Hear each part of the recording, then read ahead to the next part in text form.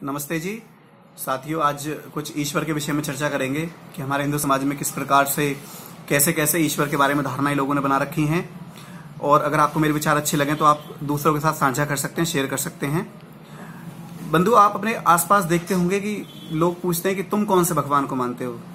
कोई कहता है कि नहीं मैं उसको मानता हूं। अच्छा, तुम उसको मानते हो? अच्छा, मैं उसके लिए व्रत करता हूं या उसके लिए व्रत करती हूं। इस प्रकार से बातें चलती हैं। और कुछ लोग कहते हैं, अधिकतर महिलाएं ऐसे कहती हैं, या फिर बहुत सारे लोग ऐसा कहते हैं कि जब मुसलमानों के बारे में बात करते हैं कि नहीं वो तो अल्लाह को मानते हैं, ठीक है, उनका अल्लाह है, हमारा अपना भगवान है। कुछ लोग क्रिश्चियनों के लिए ऐसा कहते हैं कि ठीक है वो उसको मानते हैं, हम इनको मानते हैं, तो फर्क कुछ नहीं है, सब एक ही है। ऐसी लोगों ने धारणाएं बना रखी हैं। जबकि सच्चाई ये है कि मुसलमानों ने सिर्फ दो ही हिस्सों में इस पूरे संसार को बांटा हुआ है, मनुष्यों को। एक मोमिन और दूसरे काफिर। क्रिश्चियंस ने बांटा हुआ है एक बिलीवर्स, एक नॉन बिलीवर्स। और हिंदुओं में तो आपको पता ही है, 33 कोटि देवताओं के बारे में भी लोग बात करते हैं कि 33 करोड़ देवी देवता हैं, और बहुत सारी उपासना पूजा पद्धति और पता नहीं कितने मनगढ़ंत है। जबकि महर्षि दयानंद, मैं आपको एक पुस्तक भी बताता हूँ, ऋग्वेद आदि भाष्य भूमि का पुस्तक है, क्योंकि कैमरा में ये उल्टा आ रहा है शब्द। तो इसमें यजुर्वेद के एक मंत्र के माध्यम से उन्होंने बताया है। यजुर्वेद का एक मंत्र कहता है, न द्वितीयो न तृतीय चतुर्सो न पुच्यते, न पंचमो न षष्ठ सप्तमो न पुच्यते, न अष्टमो न नवमो दसमो न पुच्यते। यानी कि ना वो 2 है, ना वो 3 है, ना वो 4 है, ना 5 है, ना 6 है, ना 7, ना वो 8वां है, ना वो 10वां है। ईश्वर सिर्फ एक ही है, सिर्फ एक ही है। यानी कि वो अद्वितीय है, उससे भिन्न दूसरा कोई संसार में नहीं है। इसी प्रकार से एक यजुर्वेद का भी एक मंत्र आता है, न तस्य प्रतिमास्ति, कि उसकी कल्पना भी नहीं की जा सकती, उसकी कोई प्रतिमा भी नहीं बनाई जा सकती। तो इस प्रकार के जो प्रमाण है वो हम, क्योंकि जो सारी विद्याएं वेदों से निकली हैं, तो वेदों में इस प्रकार के प्रमाण है कि परमात्मा सिर्फ एक है, वो अलग अलग नहीं है।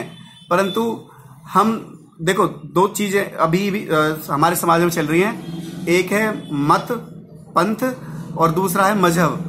यानी मत पंथ तो ये है कि जो हिंदुओं में से निकले हैं, यानी जैसे जैनी हो गए, बौद्ध हो गए या सिख हो गए, ये तो एक तरह के पंथ हैं, यानी कि हिंदुओं में से निकले, सनातन धर्म में से ये निकले हैं। और एक है मजहब, जैसे क्रिश्चियन है, जैसे मुसलमान है।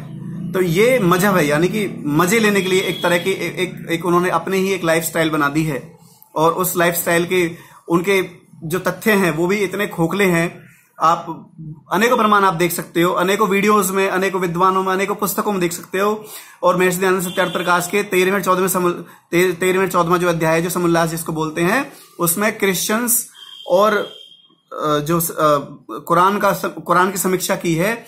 और उन समीक्षाओं को पढ़ करके बहुत सारे मुसलमान आज सनातन धर्म में वापस आए हैं, जिनमें महेंद्रपाल आर्य जैसे जो प्रबुद्ध और जो विद्वान लोग हुए हैं, वो उन्होंने भी हजारों की संख्या में मुसलमानों को घर वापसी कराई है।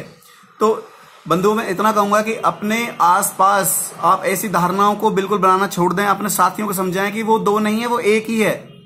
और हमने भी अगर ऐसे लोगों को जो है ऐसी चीजों को मन में बैठाया हुआ कि हम 33 करोड़ों की अगर बात करें, तो 33 करोड़ में क्या है, 8 वसु, जिनमें सारा संसार बसता है, जैसे पृथ्वी, सूर्य, चंद्रमा, अग्नि, वायु, इस तरह के जो तत्व हैं, क्योंकि इनमें ही सारे लोग बसते हैं, इनमें ही वास होता है। इसी प्रकार से 11 हमारे प्राण हैं, प्राण, अपान, व्यान, उदान, समान, कुर्रम, किरकल, नाग, दीदव, धनंजय। यानी कि इस प्रकार के जो जैसे हमें छींक आती है, हमें उबासी आती है, हम प्राण अपान जैसे वायु लेते हैं, वायु छोड़ते हैं, इस प्रकार के जो हमारे ये 11 प्राण हैं, तो क्योंकि इनमें ही हमारा जीवन चलता है, इन्हीं में हमारा व्यवहार होता है। इसी प्रकार से ये 11 प्राण हो गए।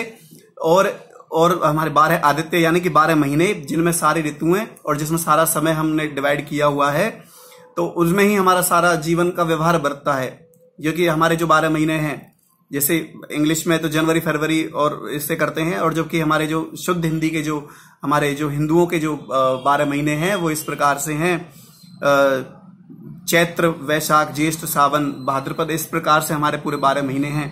तो इनमें ही हमारा सारा व्यवहार होता है। यानी कि 31 तो ये हो गए हमारे 8 वसु, 11 हमारे प्राण और 12 आदित्य और एक इंद्र और एक प्रजापति। यहाँ प्रजापति की संज्ञा दी है यज्ञ को।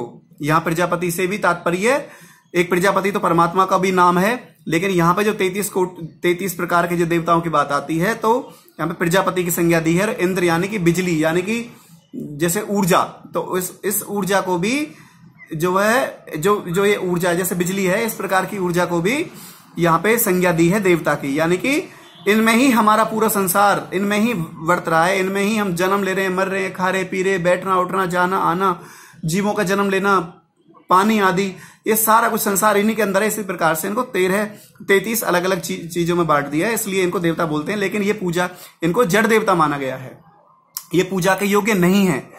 तो हमें इतना जानना चाहिए कि परमात्मा केवल एक है, वो सर्वव्यापक यानी कि सब जगह व्यापक है, वो सर्वज्ञ है, सबको जानता है, यानी कि सबके नाम स्थान जन्म को भी जानता है।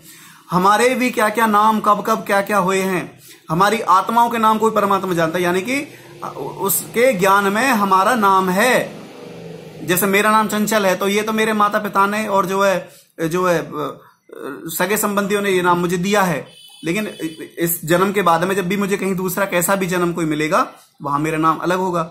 लेकिन परमात्मा की नजर में मेरा अपना नाम है, इसलिए वो नाम स्थान जन्म को जानता है, कहाँ किसका कब कैसे जन्म हुआ। तो इतनी बातें, ना तो कोई मूर्ति, किसी मूर्ति को भी अगर हम ईश्वर की संज्ञा दें तो ना तो मूर्ति में इतना ज्ञान हो सकता है, ना इतना ज्ञान, उनको तो छोड़ दो आप मजहब वालों को, तो और भी जो हमारे मत पंथ जो निकले हैं सनातन में से, उनको भी इतना ज्ञान नहीं हो सकता किसी भी कारण से। केवल एकमात्र वेद ही सब सत्य विद्याओं का पुस्तक है, और वेद का पढ़ना पढ़ाना सुनना सुनाना सबका परम धर्म है। यानी सब आर्य, यानी जितने भी श्रेष्ठ लोग संसार में हैं उन सब का परम धर्म है वेद का पढ़ना पढ़ाना और सुनना सुनाना। या तो हम खुद पढ़ें और दूसरों को पढ़ाएं, या फिर हम नहीं पढ़ सकें तो दूसरों को सुने और उनकी सुनी बातों को चलें। क्योंकि आजकल लोगों की ऐसी प्रवृत्ति हो गई है, ना तो जानकारी लेते हैं ना जानकारों की मानते हैं। हाँ, मनगढ़ंत अपनी इच्छाएं पूर्ति करने के लिए कुछ भी किसी प्रकार की पूजा पद्धति को अपना लेते हैं। तो बंधुओं, मैं इतना कहूंगा कि वेदों की तरफ लौटो।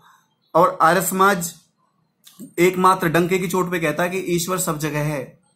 आर्य समाज ईश्वर के सत्य स्वरूप का वर्णन करता है, क्योंकि आर्य समाज का ये अपना मनगढ़ंत नहीं है। आर्य समाज का जो पूरा विधान है वो वेदों से प्रतिपादित है। महर्षि दयानंद ने भी कहा है कि ब्रह्मा से लेकर जैमिनी ऋषि मुनि पर्यंत जो वेदों की मान्यताएं रही हैं मैं उनको मानता हूं। यानी कि आर्य समाज को अलग से कुछ बनाने का या अलग कुछ करने का हमारा तात्पर्य नहीं है। सिर्फ एकमात्र वेदों का प्रचार प्रसार और वेदोक्त जीवन और वेदोक्त ईश्वर की आज्ञा का पालन ही आर्य समाज का मुख्य उद्देश्य है। इति ओम सम।